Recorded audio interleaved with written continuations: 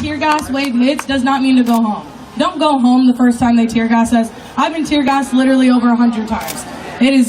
It hurts like a bitch, but we're proving a point when we're out here. Also, just to let y'all know, if I'm out here with eyelashes, y'all can be out here too. Period. I'm just gonna say that right now. If these bitches can survive a couple rounds of tear gas, your body can survive a couple rounds of tear gas. Period, point blank. Also, if you have the NLG number on you, write it down, mostly on your stomach, because I say this because they will try to wipe it off, so you can't call them. I always write it on my belly, upside down, so you can see it, or put it on like your leg or something, because if they see it on your arm, they'll try to wipe it off. I understand it's Sharpie, but they can still wipe it off, guys. Like, come on now. You've grabbed your kid and be like, why there's Sharpie all over you? Oh my God. Just remember, it's dangerous. Stay safe. And if a cop snatch you, what do you do? Because I know a lot of you know. Snatch your back! Exactly. If a cop snatch you, snatch your back! There's so many of us out here, we should never let anyone get arrested. You could have, even if like these, listen, there's some big guys back here. There's big girls back there. There's mamas up here, guys. They're protecting us. And if one of them is gonna get snatched, y'all better run up and try to snatch your mama back. If they're gonna be in the front, we better protect them in the front, because I want them here every single night I'm out here. And I'm a mom of a 6-year-old. My kid sees me out here every night and she's like, Mommy, you're gonna come home safe? Yes, I'm gonna come home safe because my community protects me. And it should be like that everywhere. No black person should feel unsafe because of their community. Their community should make them feel more safe. And these fucking cops should make us feel 10 times more safe, but in my entire life, they have never made me feel safe. Ever. I have told this story a million times. When I got my jaw broken 2 months ago, when this first started, a white guy beat me up, broke my jaw in 3 fucking places in my own fucking kitchen. The cops arrested me. They put me in the back of a cop car. They told me I was gonna go to jail. The white guy walked past and said, whatever she told you is a lie. And I hadn't even said anything, because I'm not a tattletale. After that, I was like, what the fuck? What the fuck is wrong with people? This guy is he's just gonna walk away and it's gonna be okay? Like, and I get to sit here and have a broken jaw. And they literally told me my jaw was fine. I woke up the next morning, couldn't swallow my spit. I couldn't breathe. I didn't even know if I was gonna be able to rap again, because rapping is my life. I bawled for 3 weeks straight, eating fucking applesauce and blended burritos. Like, what the fuck? And this nigga gets to live in Gresham and have a whole ditty life and act like nothing happened, but I have to sit here with a broken jaw and barely still being able to eat pizza. Like, what the fuck? Who the fuck are we supposed to call? Yeah, exactly. Who am I supposed to call if the cops won't help us? They're a public fucking service, and They're supposed to help us. And I didn't even call the cops. The cops just showed up. I ain't cop caller. Never in my life will I call the cops. They never helped me. The cops got called and they still arrested me with a bleeding fucking mouth. Then, while I was in the hospital, my sister got pushed off a balcony. Broke her pelvis and her foot. The same guy that broke my jaw broke her, and he's still not in jail. He's still walking out in his life. He's still having a good old time. And I'm out here fighting for my fucking life as a black person.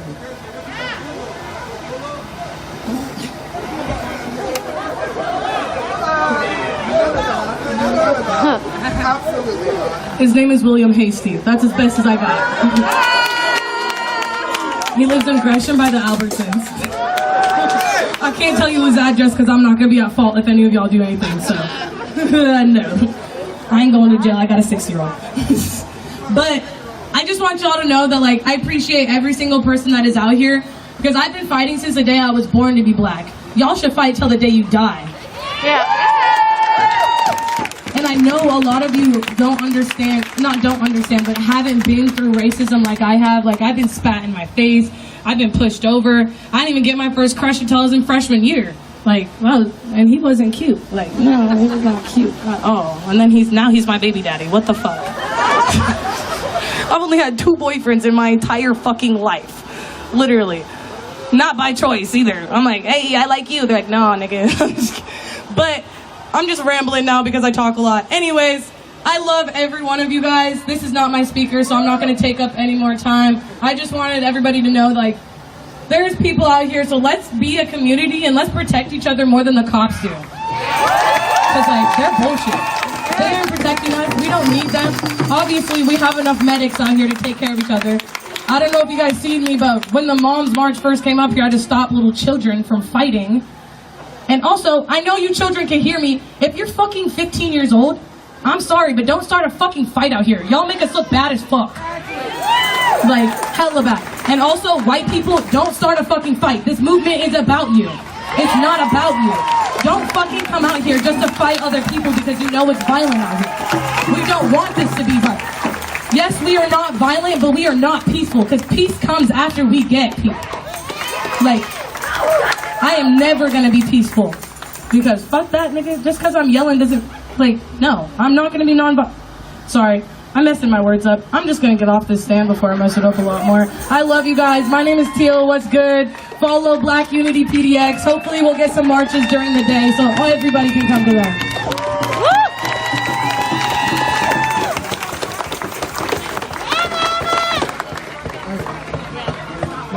This guy, he wants to know those demands that you have. Okay, cool. Yeah. I want to reiterate something.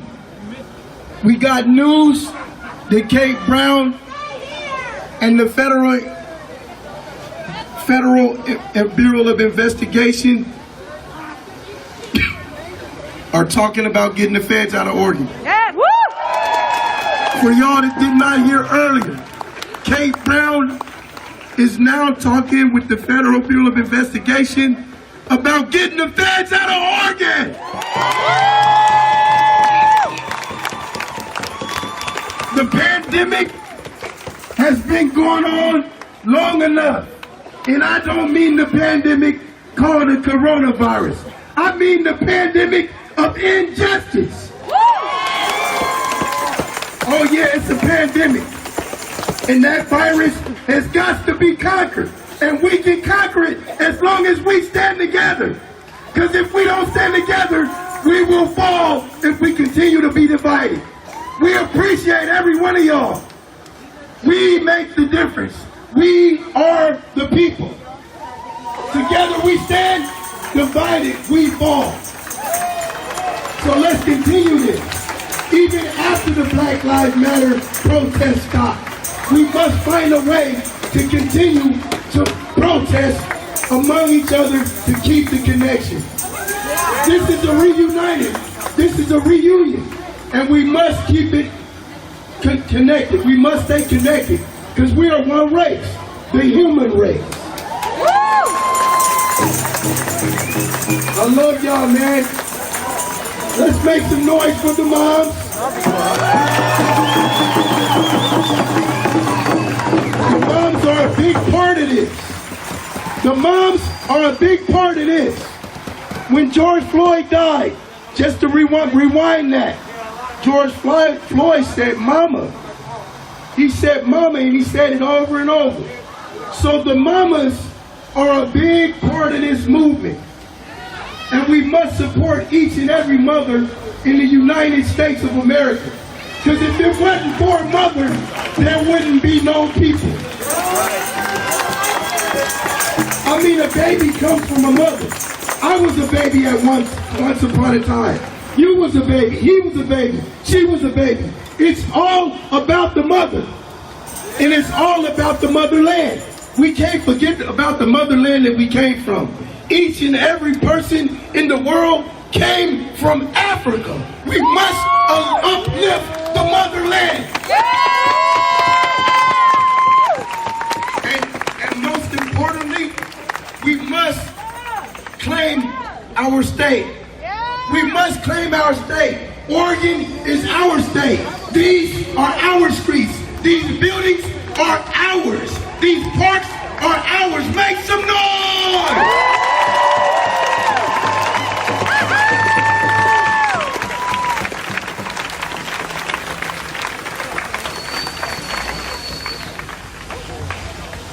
What's up, good people? So really quickly, first and foremost, all my white folks that are in the crowd, I really do appreciate you for understanding why you are here today. okay? Understanding why we are here today. If anybody has gone to the Wall of Moms website, and if you haven't, it's very simple. Get out your phones now, thewallofmoms.com. Go to this website. Do it now. Do yourself a favor so you can understand what we need from our white allies, okay? Because it's really pretty simple what we need from you, okay? And the Wall of Moms gets it. They understand completely why they are here. They understand completely what they need to do when we're here. Where are they? Are they here with us now? No. They are on the front lines between us and fascism. That's where the moms are. That's where the veterans are. On the front lines between us and fascism. Because when's the last time you had your Fourth Amendment rights violated? Probably tonight or yesterday. So, let me let you know a few things about what the moms are doing. Okay, this is their mantra. I'm gonna read this for you, and then I'm gonna read a Martin Luther King quote for you, just so we can completely understand why we're here today. Okay, this is their mantra. Thank you, all brave mamas. We listen to black leaders. We are here to follow their direction, behind the scenes and at the Justice Center. We go where they tell us. Our goal is to push the media to turn the focus where it belongs. Black leaders, remember this. Now I'm going to try to read this without getting emotional because it's really hard as a black man to understand that white people would do this for you in this town in this day. Okay? Right. Now, and understand this. This is what we need from you. Not what we're asking from you, what we need. We will use our white bodies, not our white voices. Do I need to say that again? We will use our white bodies, not our white voices. Bell's vision is that we mothers, would take some of the physical hits in hopes that our black and brown kids, friends, neighbors, and loved ones would be spared some pain. To summon that mom warrior spirit to protect our kids, all of our kids, to let the feds and cops hit gas, shoot us first. Shoot us first, is what they say. Not be the voice of the movement. A lot of us haven't put our bodies in harm's way like this. It's really scary and awful. But it's what's been happening to black and brown bodies for years. Centuries. Not years. Centuries. Let's help each other do this and thank all of your grace and courage. On to the Martin Luther King quotes. And this is what Martin Luther King wrote in 1963. 1963, it's 2020 now. So the moms are all moving to in front of the courthouse right now. Which must be condemned as vigorously as we condemn riots. But in the final analysis, as a riot is the language of the unheard. And what is it that America has failed to hear? It has failed to hear that the plight of the Negro poor have worsened over the few years. It has failed to hear the promise of freedom and justice that has not been met. It has failed to hear that large segments of white society are more concerned about tranquility and the status quo than about justice, equality, and humanity. And in such a real sense, our nation's summers of riots, it's summertime, are caused by a nation's winters of delay. And as long as America postpones justice, We stand in positions of having these reoccurrence of violence and riots over and over again. Social justice and progress are the absolute guarantors of riot prevention. Martin Luther King Jr. 1963. It's 2020.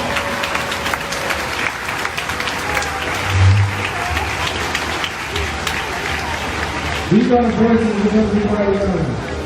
Everybody that's the Black Lives Matter movement. These are all the voices.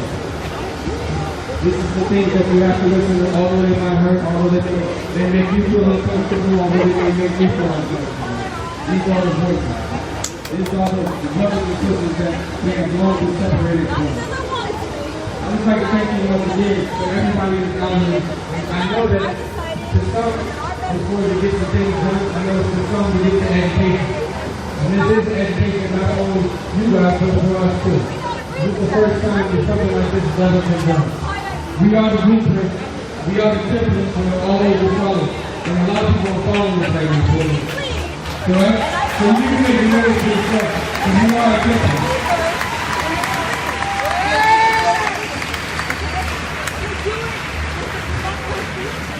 I love everybody that's honoring me.